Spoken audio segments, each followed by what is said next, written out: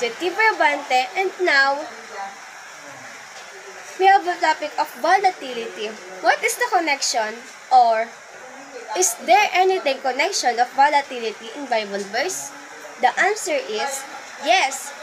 There is a connection between volatility and Bible verse. The Bible offers guidance on dealing with uncertain and turbulent times, which aligns with the concept of volatility.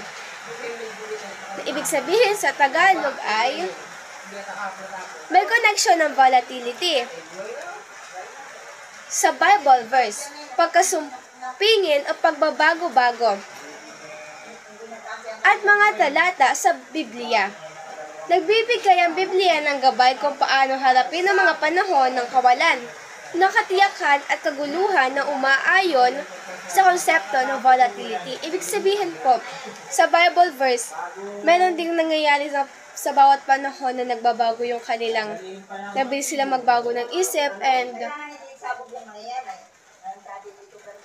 nababago nila kung ano yung mga gusto nilang baguhin sa napakabilis at hindi inaasahang pangyayari. Bible verse and volatility. The Bible addresses volatility by providing principles for navigating uncertain times, managing emotions, and making wise decisions. Mga talata sa Biblia at volatility. Tinatalakay ng Biblia ang volatility sa pamamagitan ng pagbibigay ng mga prinsipyo para sa pag-navigate sa mga panahon ng kawalan, ng katiyakan, pamamahala ng mga emosyon, at paggawa ng matalinong mga desisyon.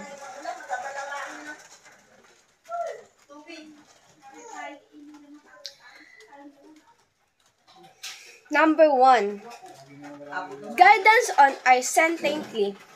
Verses like Ecclesiastes 11 and 1 and 6 encourage diversification and planning because the future is unpredictable. Another example is Proverbs 28 and 2 suggests that wise leaders bring stability during turbulent times. Ito ay gabay sa kawalan ng katiyakan. Pangalawa, managing emotions. Verses such as Ecclesiastes 7 and 9 advise against quick reaction driven by anger, embarrassing patience, and self-control. Number 3, faith and trust. The Bible encourages reliance on God during difficult time. Example of verse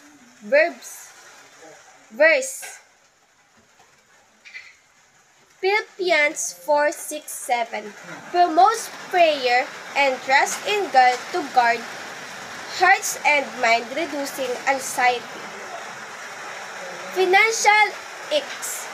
Some verses relate to financial X, advising against practice that could contribute to market stability.